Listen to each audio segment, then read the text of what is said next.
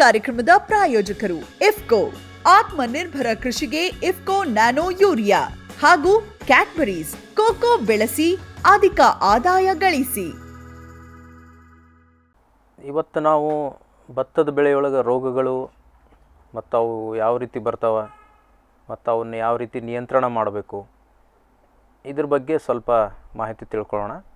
ಈಗ ನಮಗೆ ಭತ್ತ ಅಂದ ತಕ್ಷಣವೇ ಕಣ್ಣಿಗೆ ಕಾಣೋದೇನಪ್ಪ ಅಂತಂದ್ರೆ 100ರಿಂದ 1000 ಎಕರೆ ಇರತಕ್ಕಂಥ ಪ್ರದೇಶಗಳು, ಅಂದರೆ ಒಂದೇ ಕಡೆ ನಾವು ನೆಲ್ಲು ಅಂತೀವಿ, ಭತ್ತ ಕಾಣುತ್ತೆ.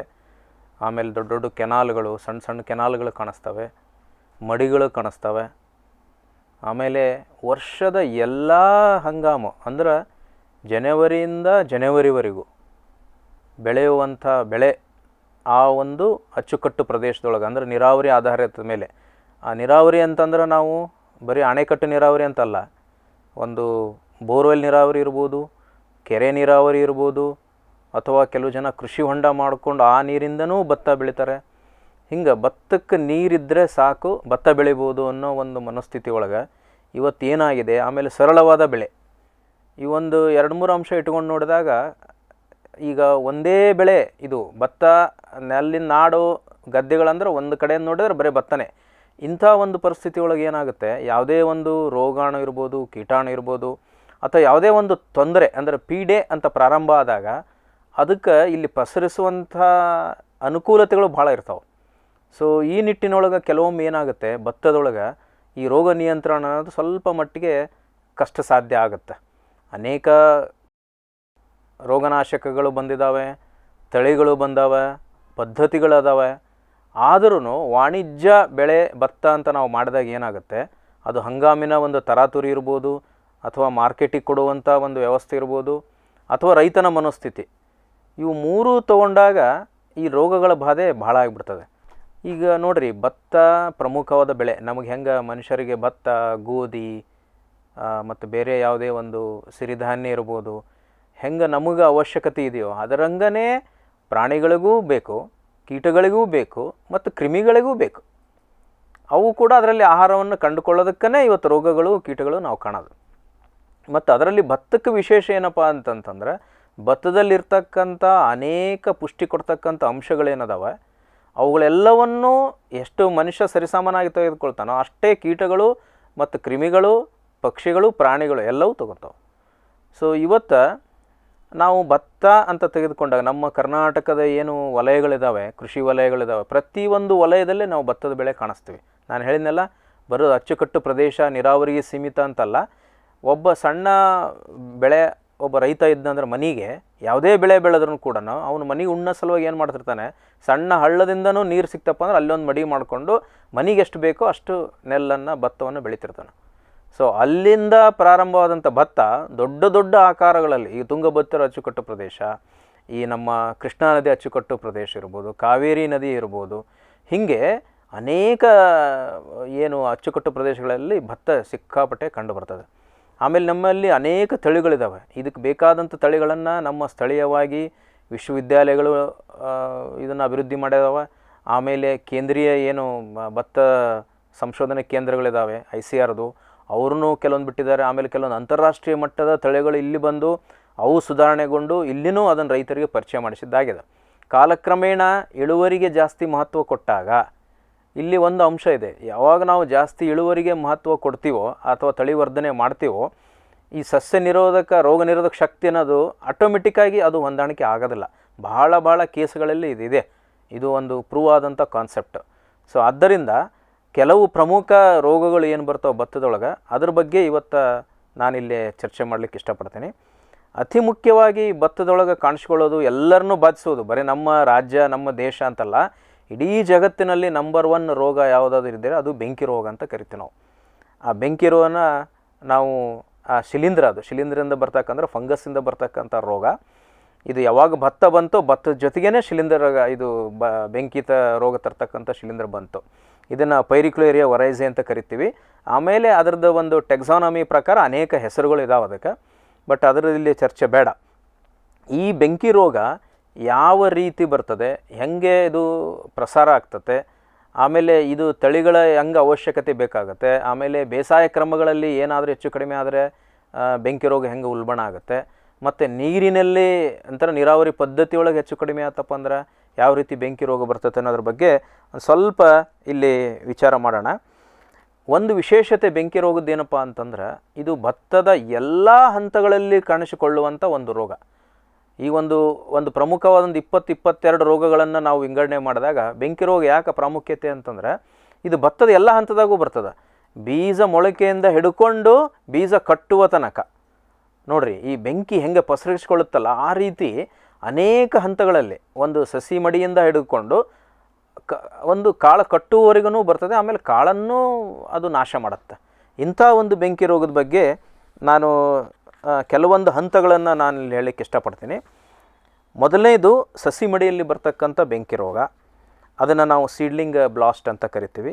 ಆಮೇಲೆ ಎಲೆಗಳಲ್ಲಿ ಬರ್ತಕ್ಕಂಥ ಅಂದರೆ ಎಲೆ ಮೇಲೆ ಬರ್ತಕ್ಕಂಥ ಬೆಂಕಿ ರೋಗ, ಅದನ್ನು ಲೀಫ್ ಬ್ಲಾಸ್ಟ್ ಅಂತ ಕರಿತೀವಿ.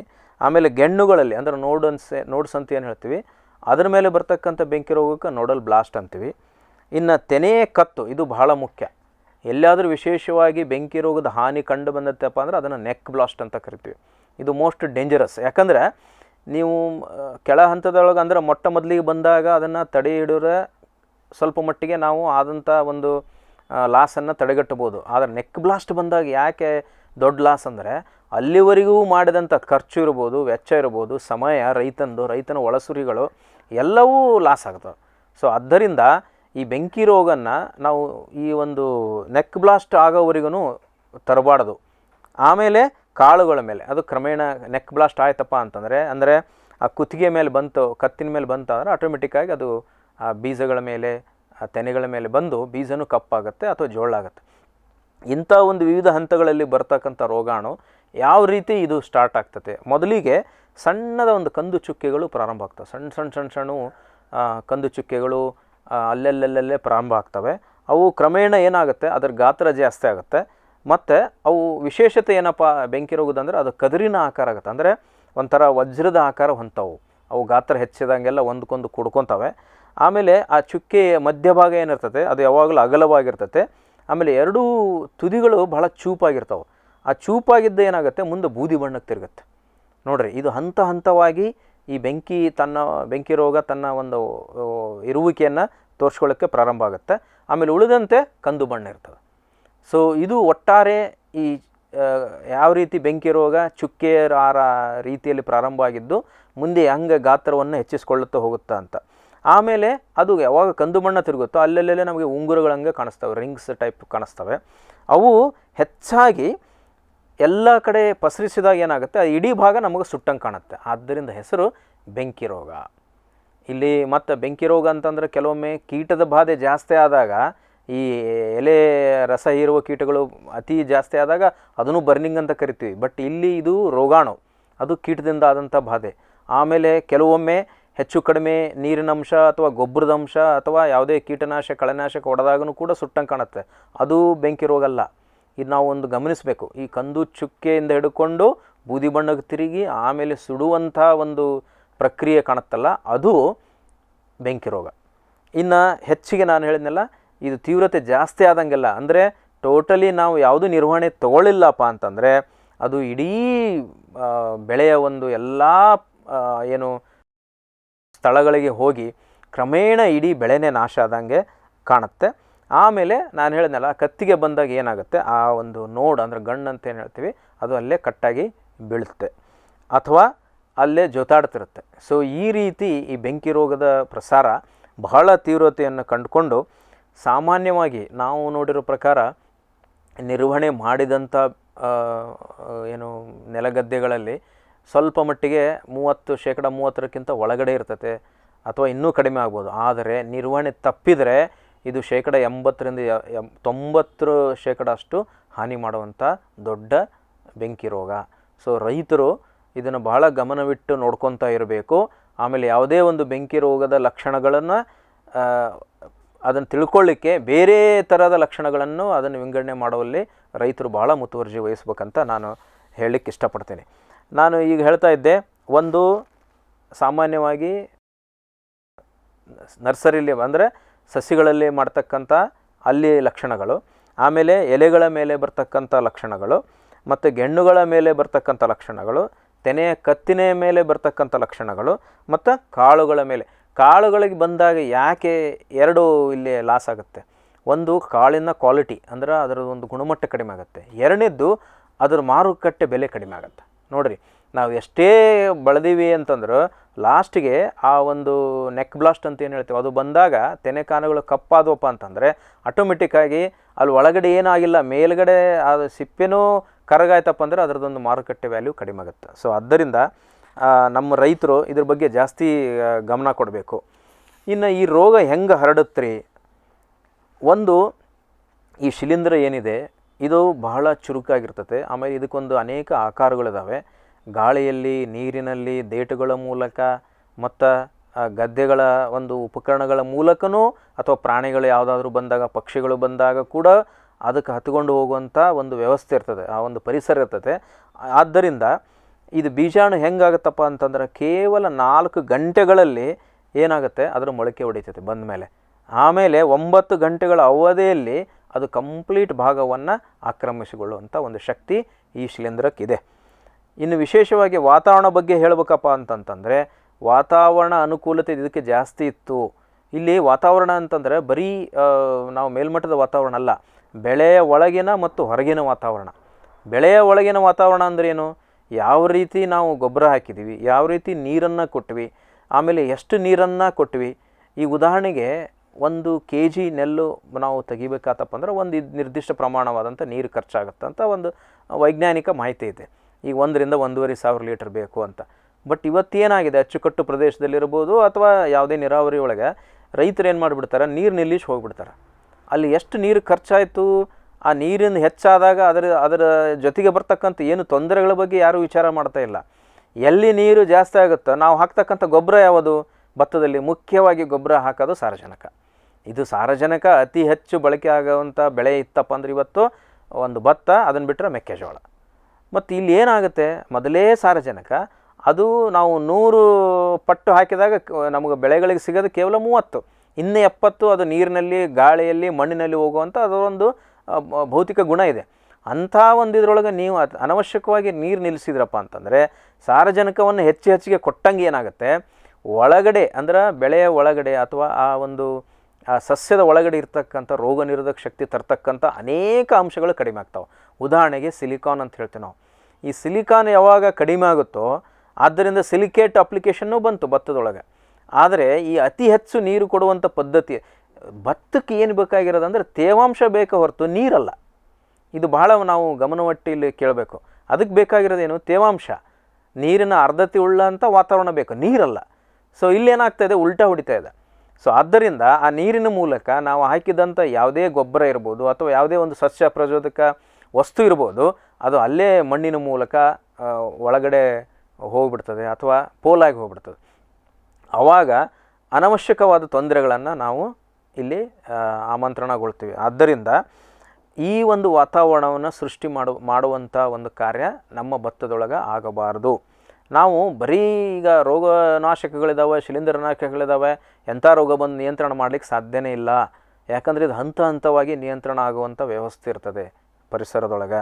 ಈಗ ಉದಾಹರಣೆಗೆ ರಾತ್ರಿ ಉಷ್ಣಾಂಶದ ಬಗ್ಗೆ ಹೇಳಬೇಕಪ್ಪ ಅಂದ್ರೆ, ಈ ಬೆಂಕಿ ರೋಗ ತರ್ತಕ್ಕಂಥ ಶಿಲೀಂಧ್ರ ಏನಿದೆ, ಈಗ ಯಾಕೆ ಬೇರೆ ಶಿಲೀಂಧ್ರಗಳಕ್ಕಿಂತ ಒಂದು ವಿಶೇಷ ಅಪ್ಪ ಅಂತಂದರೆ, ರಾತ್ರಿ ಉಷ್ಣಾಂಶ 20 ಡಿಗ್ರಿ ಸೆಲ್ಸಿಯಸ್ಸು ಮತ್ತು ಹಗಲಿನಲ್ಲಿ 30 ಡಿಗ್ರಿ ಸೆಲ್ಸಿಯಸ್ ಜೊತೆಗೆ 14 ಗಂಟೆಗಳ ಬೆಳಕು ಅಂದರೆ 14 ಅವರ್ಸ್ ಡೇ ಲೈಟು ಮತ್ತು ರಾತ್ರಿ 10 ಅಂದರೆ ಕತ್ತಲ ಡಾರ್ಕ್ನೆಸ್ 10 ಅವರ್ಸ್ ಇತ್ತಪ್ಪ ಅಂತಂದರೆ, ಆಮೇಲೆ ಆರ್ದ್ರತೆ ನಾನು ಹೇಳಿದ್ನಲ್ಲ, ಹೆಚ್ಚಿನ ಆರ್ದ್ರತೆ ಅಂದರೆ 90%ಕ್ಕಿಂತ ಜಾಸ್ತಿ ಇತ್ತಪ್ಪ ಅಂದರೆ ಈ ರೋಗ ಉಲ್ಬಣ ಆಗೋದ್ರಲ್ಲಿ ಯಾವುದೂ ಸಂಶಯವಿಲ್ಲ. ಇಲ್ಲಿ ಈ ಒಂದು ಉಷ್ಣತೆಯನ್ನು ಮಾಪನ ಮಾಡೋದಾಗಲಿ, ಅದನ್ನು ನಿರ್ಭರ ಮಾಡೋದಾಗಲಿ ಅದು ಕಷ್ಟ ಸಾಧ್ಯ. ಆದರೆ ನಾನು ಹೇಳಿದ್ನಲ್ಲ, ಈ ನೀರಿನ ಅಳವಡಿಕೆ, ಈ ನೀರಾವರಿ ಪದ್ಧತಿಯಿಂದ ಇಂಥ ಒಂದು ಸಣ್ಣ ಪರಿಸರ ಅಂದರೆ ಏನು ಹೇಳ್ತೀವಿ, ಮೈಕ್ರೋ ಕ್ಲೈಮೇಟ್ ಅಂತ ಏನು ಹೇಳ್ತೀವಿ, in and around the plant, ಅದನ್ನು ಬದಲಾವಣೆ ತರೋದು ಕೆಲಸ ರೈತರ ಹತ್ರ ಇರ್ತದೆ.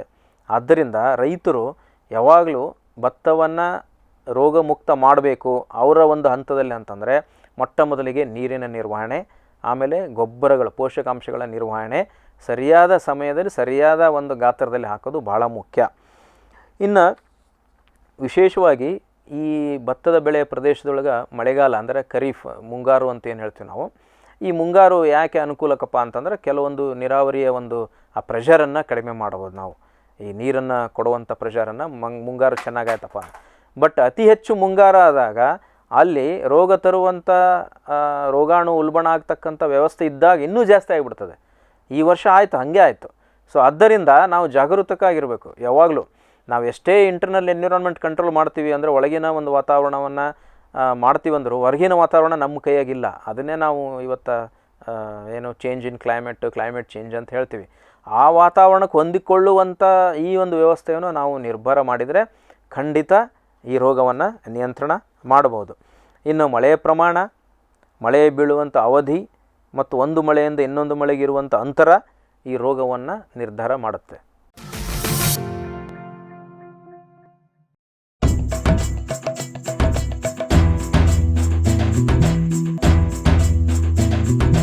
ಕೃಷಿ ಪ್ರಗತಿ ಸಾಕಾರವಾಯಿತು, ಸ್ಟಿಲ್ ತಂತ್ರಜ್ಞಾನದಿ ಸಾಧ್ಯವಾಯಿತು, ಬದಲಾವಣೆಗೆ ಕಾಲ ಕೂಡಿ ಬಂತು. ಸ್ಟಿಲ್ ಉಪಕರಣಗಳು ತನ್ನಿ ಪರಿವರ್ತನೆ.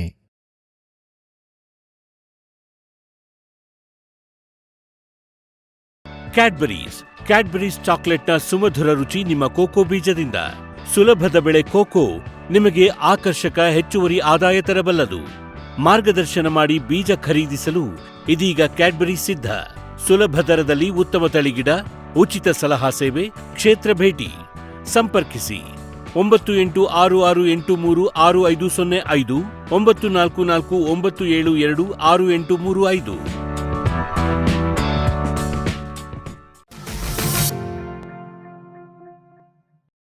ಇನ್ನು ವಿಶೇಷವಾಗಿ ಬೆಂಕಿ ರೋಗ ಇರ್ಬೋದು ಅಥವಾ ಬೇರೆ ಯಾವುದೇ ಒಂದು ರೋಗ ಇರ್ಬೋದು, ಒಂದು ಇಲ್ಲಿ ಗಮನಕ್ಕೆ ತರಬೇಕು ನಾವು, ಈ ತಳಿಗಳ ಆಯ್ಕೆ. ಅನೇಕ ಬೆಂಕಿ ರೋಗಕ್ಕೆ ನಿರೋಧಕ ಶಕ್ತಿ ತರತಕ್ಕಂಥ ತಳಿಗಳು ತರೋದು ಒಂದು. ಆದರೆ ರೈತರು ತಮ್ಮ ಒಂದು ಮಾರುಕಟ್ಟೆ ಅವಶ್ಯಕತೆಗೆ ಅಥವಾ ತಮ್ಮ ಒಂದು ಸಾಮಾಜಿಕ ಜೀವನಕ್ಕೆ ಅವಶ್ಯಕತೆ ಅಥವಾ ಪಕ್ಕದ ರೈತನ ಒಂದು ಇನ್ಫ್ಲುಯೆನ್ಸ್ ಇರ್ಬೋದು, ಈ ಪ್ರಕಾರ ಅಲ್ಲೇನಾಗುತ್ತೆ, ಕೆಲವೊಂದು ಪ್ರದೇಶಗಳಲ್ಲಿ ತಳಿಗಳನ್ನು ಹಾಕಿದ್ದ ತಳಿಗಳನ್ನು ಹಾಕಿಬಿಡ್ತಾರೆ. ಹೌದು, ಅದರಲ್ಲಿ ಸುಧಾರಣೆ ಮಾಡ್ತಾರೆ, ಅದನ್ನೂ ಮಾಡೋದಿಲ್ಲ. ಲಾಸ್ಟ್ ಮಿನಿಟಿಗೆ ನಾವು ಬಿತ್ತುವಂಥ ವ್ಯವಸ್ಥೆಗೆ ಹೋಗ್ತೀವಿ. ಒಂದು ತಯಾರಿ ಅನ್ನೋದು ಹೋಗ್ಬಿಟ್ಟದು. ಇವತ್ತು ನಿನ್ನೆ ವಿಚಾರ ಮಾಡಿದ್ದು ಇವತ್ತು ಬಿತ್ತಿ ಬಿಡೋದು, ಅಥವಾ ಇವತ್ತು ಬೆಳಗ್ಗೆ ವಿಚಾರ ಮಾಡಿದ್ದು ಸಾಯಂಕಾಲ ಮಾಡಿಬಿಡೋದು. ಈ ರೀತಿ ನಾವು ಆ ಆಳುಗಳ ಹೊಂದಾಣಿಕೆ ಇರ್ಬೋದು ಅಥವಾ ಬೇರೆ ಯಾವುದೊಂದು ವ್ಯವಸ್ಥೆ ಮಾಡ್ಕೊಳ್ಳೋಕ್ಕೆ ಟೈಮ್ ಇರಲಾರ್ದೇ ಏನಾಗುತ್ತೆ, ಒಮ್ಮೊಮ್ಮೆ ರೈತರು ಹಾಕಿದ್ದ ತಳಿಯನ್ನು ಹಾಕ್ತಾರೆ. ಇದು ಒಂದು ರೋಗ ಉಲ್ಬಣೆ ಆಗಲಿಕ್ಕೆ ಒಂದು ವ್ಯವಸ್ಥೆ ಆಗುತ್ತೆ. ಸೊ ಆದ್ದರಿಂದ ಆದಷ್ಟು ರೈತರಿಗೆ ಯಾವುದು ನೀರಾವರಿ ಅನುಕೂಲತೆ ಇದೆಯೋ ತಮ್ಮ ಮಾರುಕಟ್ಟೆಗೆ ಅವಶ್ಯಕತೆ ಅಂತಲೇ ಕೆಲವೊಂದು ತಳಿಗಳ ಬದಲಾವಣೆ ನಾವು ಮಾಡ್ತಾನೇ ಇರಬೇಕು. ಈಗ ಬೇಸಿಗೆ ನಾವು ಭತ್ತ ಮಾಡ್ತೀವಿ ಅಂದರೆ ಅದಕ್ಕೊಂದು ತಳಿ ಬೇರೆ ಮಾಡ್ಕೋಬೇಕು, ಮುಂಗಾರು ಒಂದು ಮಾಡ್ಕೋಬೇಕು, ಆಮೇಲೆ ತಡವಾದ ಮುಂಗಾರು ಅಂತ ಹೇಳ್ತೀವಿ ನಾವು. ಅದನ್ನು ಮಾಡಿದಾಗೂ ತಳಿಗಳ ಆಯ್ಕೆಯಲ್ಲಿ ಭಾಳ ಮುಖ್ಯವಾದಂಥ ಅಂಶಗಳನ್ನು ನಾವು ಗಮನದಲ್ಲಿ ಇಟ್ಕೋಬೇಕು. ಅದರ ಜೊತೆಗೇ ಈ ಸಾರಜನಕದ್ದು ಏನಿದೆಯಲ್ಲ ಅದು ಬಹಳ ಮುಖ್ಯ. ಸಾರಜನಕ ನಿರ್ವಹಣೆ ಏನಿದೆ ಅದು ಶಿಫಾರಸು ಮಾಡಿದಂತಹ ಗೊಬ್ಬರದ ಪ್ರಮಾಣವನ್ನೇ ತೆಗೆದುಕೊಂಡು ಹಾಕಿದಾಗ ಅಷ್ಟೇ ಅದು ರೋಗ ಕೀಟಗಳ ನಿಯಂತ್ರಣ ಆಗುತ್ತೆ. ಎಲ್ಲರೂ ಹೇಳ್ತಾರೆ ರೈತರು, ಇಲ್ಲರಿ ಇವತ್ತು ಏನು ಡೋಸೇಜ್ ಹೇಳ್ತೀವಿ ಗೊಬ್ಬರದ್ದು ಅದು ವರ್ಕ್ ಆಗಲ್ಲ. ಯಾಕೆ ವರ್ಕ್ ಆಗ್ತಾಯಿಲ್ಲ ಅಂದರೆ ಆ ವರ್ಕ್ ಅಂದರೆ ಅದು ಕಾರ್ಯರೂಪಕ್ಕೆ ತರುವಂಥ ವ್ಯವಸ್ಥೆಯನ್ನು ನಾವು ಹದಗೆಡಿಸ್ಬಿಟ್ಟಿವಿ. ಇವತ್ತು ಹೆಚ್ಚಿಗೆ ಹಾಕಿದಷ್ಟು ಹೆಚ್ಚಿಗೆ ಕೊಡುತ್ತನ್ನೋ ಒಂದು ಅವಲಂಬಿತ ಕೃಷಿ ಮಾಡ್ತಾ ಇರೋದ್ರಿಂದ ಇವತ್ತು ಇಂಥವೆಲ್ಲ ನಮಗೆ ಈ ಪೀಡೆಗಳು ಜಾಸ್ತಿ ಆಗ್ತದೆ. ಇನ್ನು ನಾನು ನೇರವಾಗಿ ಸಮಗ್ರ ಹತೋಟಿಗೆ ಬರ್ತೀನಿ. ಯಾಕಂದರೆ ಈ ಭತ್ತದೊಳಗೆ ಯಾಕೆ ಸಮಗ್ರ ರೋಗ ಬರಬೇಕಂತಂದರೆ ಪ್ರತಿಯೊಂದು ಅಂಶಗಳು ಲಾಸ್ಟ್ಗೆ ಒಂದು ಡಿಸೀಸಲ್ಲೋ ಅಥವಾ ಒಂದು ಪೆಸ್ಟಲ್ಲೋ ಅಂದರೆ ರೋಗಾಣು ಅಲ್ಲೋ ಅಥವಾ ಒಂದು ಕೀಟದಲ್ಲೇನೋ ಇದು ನಿರ್ಧಾರಗೊಳ್ಳುತ್ತೆ. ಮುಖ್ಯವಾಗಿ ಇಲ್ಲಿ ಇದು ಕಾಲಕ್ರಮೇಣ ಬಂದಿರೋ ಒಂದು ಪದ್ಧತಿ ಏನಂದರೆ ಮಾಗಿ ಉಳುಮೆ ಮಾಡಬೇಕು. ಅಂದರೆ ಈಗ ನೀರಿರೋವನು 3 ಕಾಲ ನಾನು ಭತ್ತ ಮಾಡ್ತೀನಿ ಅಂತಂದಾಗ ರೆಸ್ಟ್ ಯಾವಾಗ ಮಣ್ಣಿಗೆ? ಆ ರೆಸ್ಟ್ ಅನ್ನೋದು ಏನಪ್ಪ ಅಂತಂದರೆ ಅಲ್ಲಿರ್ತಕ್ಕಂಥ ಸ್ವಾಭಾವಿಕ ಅಂಶಗಳನ್ನು ಗಟ್ಟಿಗೊಳಿಸೋದು, ಮಣ್ಣಿನಲ್ಲಿರ್ತಕ್ಕಂಥ ಸ್ವಾಭಾವಿಕ ಅಂಶಗಳನ್ನು ಗಟ್ಟಿಗೊಳಿಸೋದು ಇದು ಭಾಳ ಮುಖ್ಯ. ಅದಕ್ಕಾಗಿಯೇ ಮಾಗಿ ಉಳುಮೆ ಮಾಡ್ತಾರೆ. ಇನ್ನು ಬೇಸಿಗೆಯಲ್ಲಿ ಕೆಲವೊಂದು ಗ್ಯಾಪ್ ಕೊಟ್ಟು ಬೇಸಿಗೆಯಲ್ಲಿ ಆಳವಾದ ಉಳುಮೆ ಮಾಡಿದಾಗ ಏನಾಗುತ್ತೆ, ಈ ತಳಿಗಳ ಮೇಲೆ ಹಾಕಿ ಏನು ಈ ಶಿಲೀಂಧ್ರದ ಸಾಮ್ರಾಜ್ಯ ಕಟ್ಕೊಂಡಿರ್ತದೆ ಅದನ್ನು ಒಡೆಯುವಂಥ ವ್ಯವಸ್ಥೆ ಆಗುತ್ತೆ. ಬೇಸಿಗೆಯಲ್ಲಿ ಆಳವಾದ ಮಾಡಿದಾಗ ಅವೆಲ್ಲ ಹೊರಗಡೆ ಬೀಳ್ತವೆ. ಬಿಸಿಲಿನ ಪ್ರಖರತೆಗೆ ಸಾಯ್ತವೆ ಅಥವಾ ನ್ಯೂಟ್ರಲೈಸ್ ಆಗ್ತವೆ. ಸೊ ಇನ್ನು ಇದು ಇಂಪಾರ್ಟೆಂಟ್.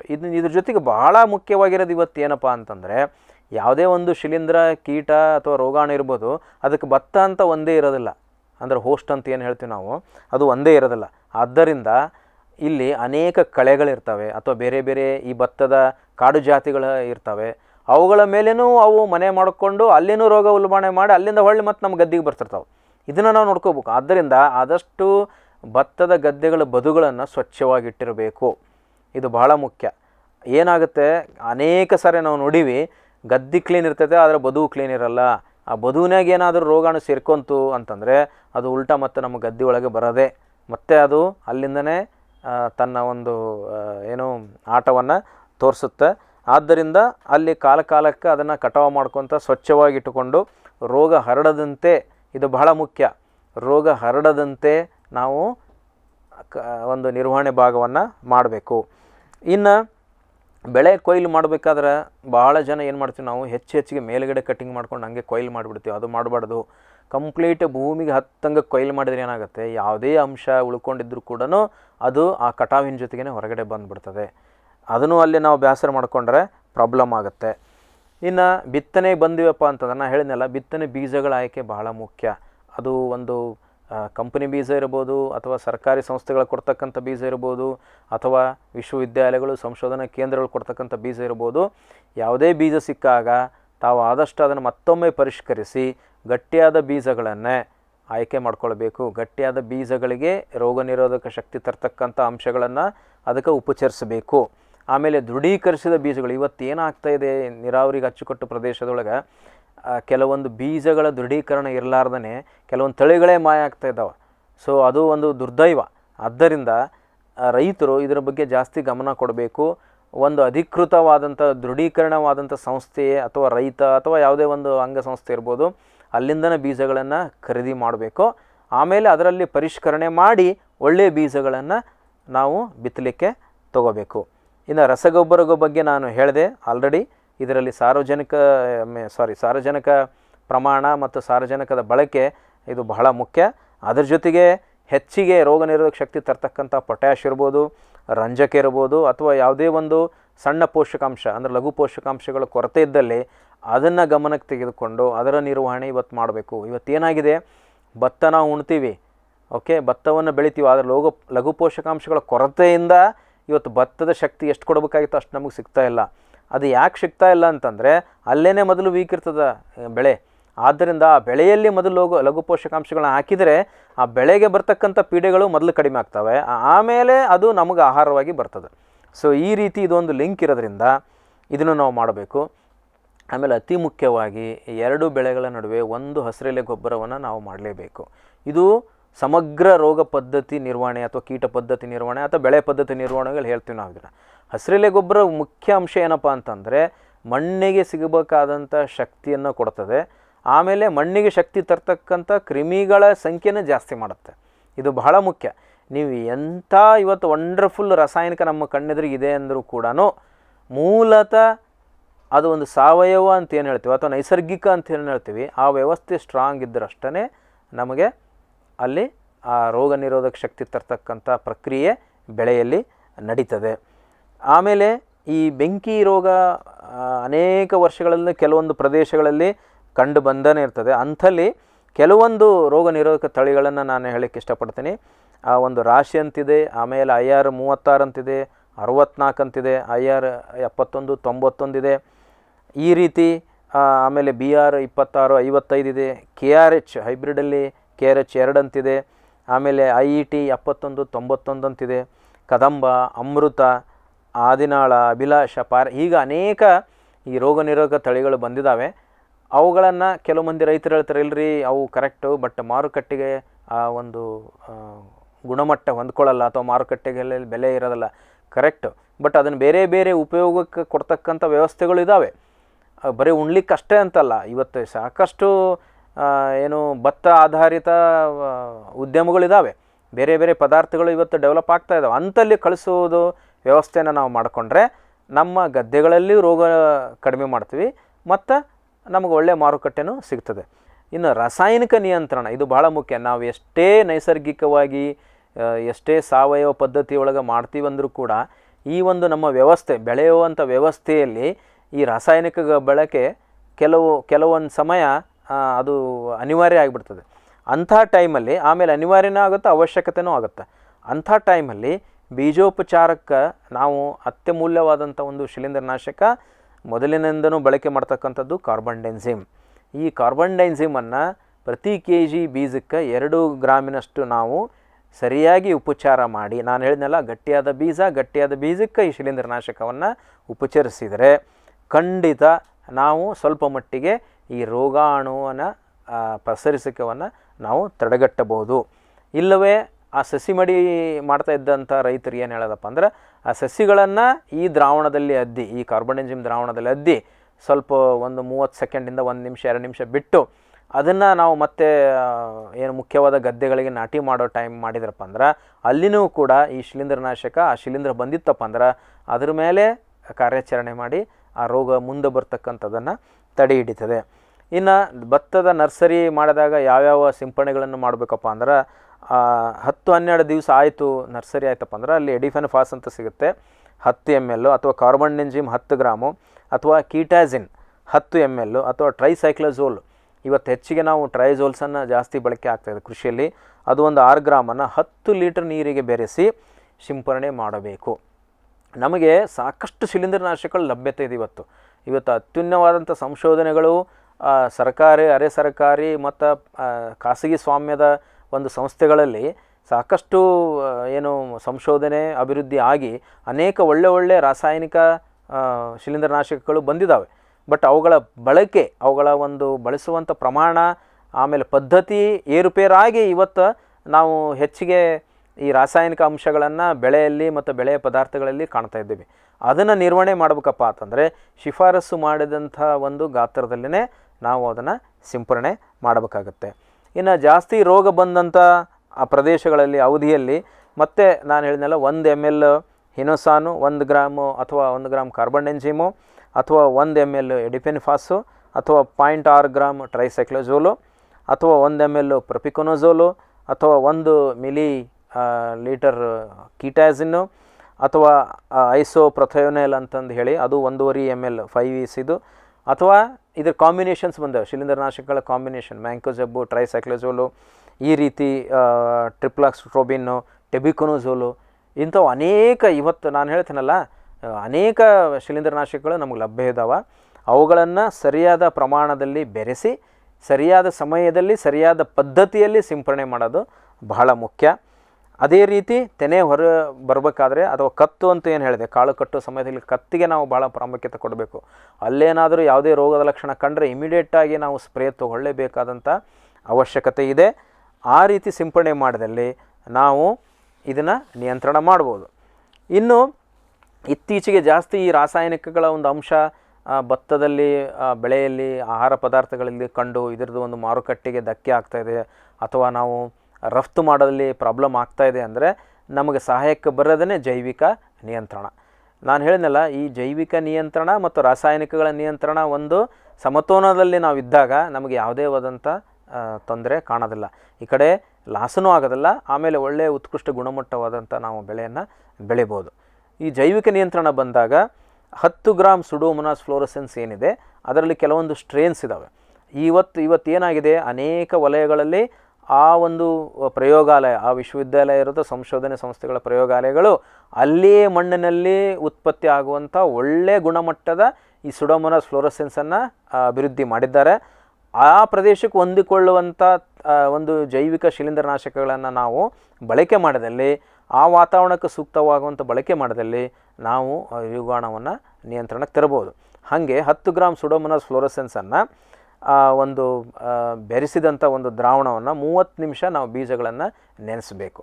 ಆ 30 ನಿಮಿಷ ನೆನೆಸಿದ ಮೇಲೆ ನಾಟಿಗೆ ಮಾಡ್ತೀವಪ್ಪ ಅನ್ನೋ ಮುಂಚೆ ಮತ್ತೆ ಏನು ಮಾಡಬೇಕು, 1 ಲೀಟರ್ ನೀರಿಗೆ 4 ಗ್ರಾಮ್ ಇದೇ ಸುಡೋಮೊನಾಸ್ ಫ್ಲೋರಸೆನ್ಸನ್ನು ಬೇರುಗಳಿಗೆ ಅದ್ದಬೇಕು. 20 ನಿಮಿಷ ಬೇರುಗಳಿಗೆ ಅದ್ದಬೇಕು.